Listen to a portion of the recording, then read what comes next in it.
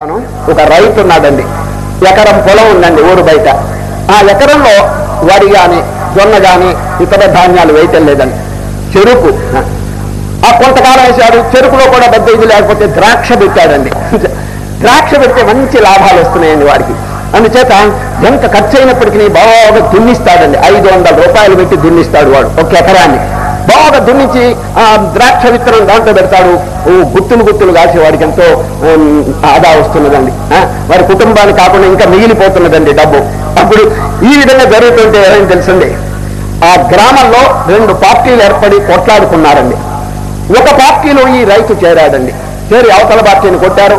వాడు సీరియస్ గా దెబ్బలు తగిలిని అందరినీ అరెస్టు చేసి విచారణ చేసి వీడికండి 2 సంవత్సరాలు జైలు శిక్ష వేశారండి. ఎవరికి? రైతుకి 2 సంవత్సరాలు జైలు శిక్ష వేస్తే జైల్లో కూర్చున్నాడు. ఇంటి దగ్గర ఎట్లా గడుస్తుంది చెప్పండి కుటుంబం? భార్య చాలా దుఃఖిస్తున్నది. 500 రూపాయలు ఉంటే గానీ ద్రాక్ష తోట దున్నటానికి లేదే, దున్నకపోతే విత్తనం వేసినా కూడా నిరుపయోగమే. ఆయన గారు వెళ్ళి అక్కడ కూర్చున్నాడు. ఎట్లా అని చెప్పి ఆలోచిస్తూ భర్త గారికి ఉత్తరం రాసిందండి జైల్లో. ఏమండి, మీరు చేయరాని పని చేసి అక్కడ వెళ్ళి కూర్చున్నారు, కుటుంబ విషయం ఏమంటారు? 500 రూపాయలు క్యాష్ ఉంటే కానీ దున్నటానికి లేదే, ఇప్పుడు ఎక్కడి నుంచి తేగలను, నేను తిండికే లేకుండా అవస్థపడుతుంటే మీరు వెళ్ళి అక్కడ కూర్చున్నారే, ఏదైనా ఉపాయం చెప్పండి అని రాసిందని.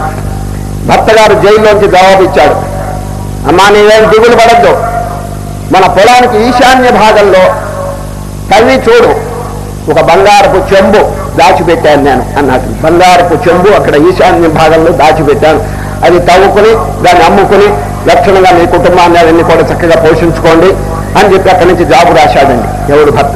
అయ్యా, మనం జాబులు రాస్తే ఎవరు చదవరు, కానీ జైల్లో రాస్తే దొంగలు అది సూపరింటెండెంట్ చదువుకుంటాడండి ముందుగా. ఆ సూపరింటెండెంట్ చదివితే బంగారపు చెంబు లక్షలు ఖరీదవుతుంది.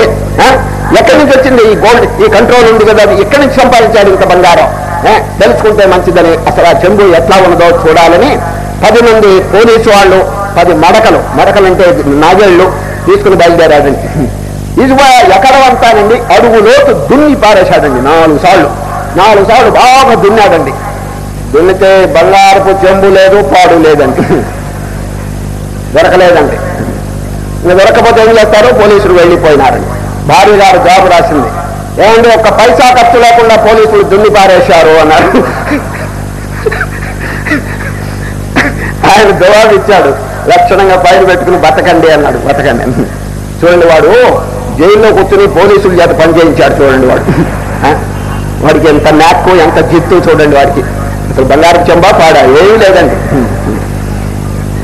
ఇదంతా ఎందుకు చెప్తున్నానంటే,